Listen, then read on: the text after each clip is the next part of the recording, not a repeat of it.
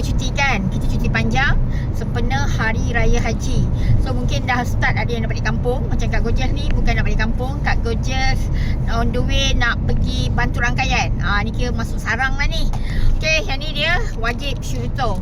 Okay, kita kena check dekat sini. Selain kita kena check pakaian dah ada ke, minyak dah okey ke, dah isi penuh ke. Lepas tu apa, tol, Tashengo dah isi ke belum. Lagi apa, semua kita dah check. Jangan lupa checkkan ni juga Shiruto, ada ke tak ada. Kalau tak boleh nak beli macam-macam lagi produk BE, yang ni wajib. Sebab kita nak beraya kan. Lagi satu, cuaca dekat luar ni hot. Bukan saja buat BE saja hot. Cuaca dekat luar pun hot. Lagi satu, kita nak jumpa orang, nak jumpa saudara mara.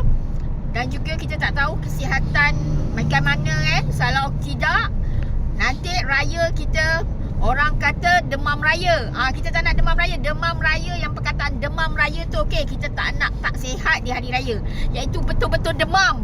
No. Ni ambil Shiruto untuk beri imun kepada badan kita. Dan lagi satu, belilah Esra. Hadiahkanlah pada orang tersayang.